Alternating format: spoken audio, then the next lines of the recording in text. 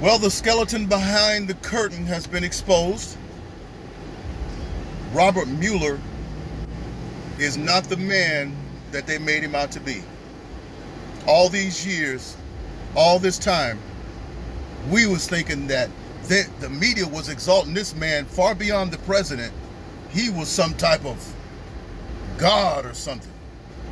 And just like in that movie Wizard of Oz, when they finally met the Oz, he had the big voice and all the big thunder and all that stuff, found out to be nothing but a midget. And Robert Mueller, after the meeting, after watching that that conference yesterday, he's nothing but a skeleton. He didn't even know anything about the report. The man was so old, they kept telling, you know, you tell your grandparents to, you know, wipe your chin, you know, they kept telling him, speaking to the mic, you know, and he wanted to know every place that if they referred to the report, he needed to know exactly where it was, because he didn't have any knowledge of this. Hey man, why did we pay you $40 million? What did you need the $40 million for? You to go take day naps while that Wiseman guy ran around and created havoc in this country? That Wiseman guy is so evil. He needs to be arrested. He needs to be arrested. Robert Mueller needs to be arrested for the trouble that they took this country through.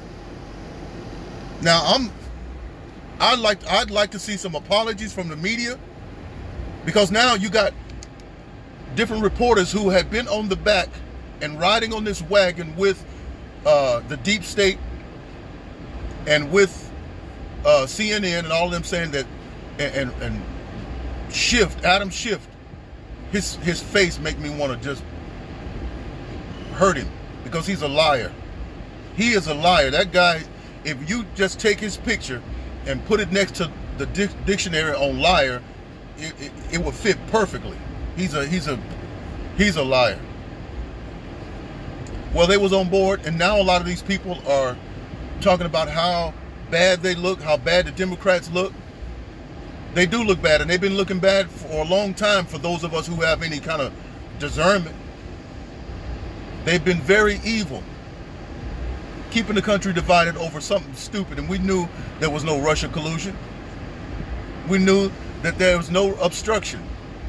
If the man is defending himself, President Donald Trump got on Twitter almost every day and declared his innocence. He declared his innocence. And they didn't like that. The media didn't like it. Robert Mueller them didn't like it. The Democrats didn't like the fact that he was declaring his innocence. They wanted him to lay back and just take it and shut up and let us destroy your life. Because that's what they were used to doing to everybody. That's what they were used to, just running through people and people being afraid of them and not defending. Just a matter of fact, look at how they treated Robert Mueller yesterday. It was, oh, we're just honored that you're here. Thank you for coming and all. No.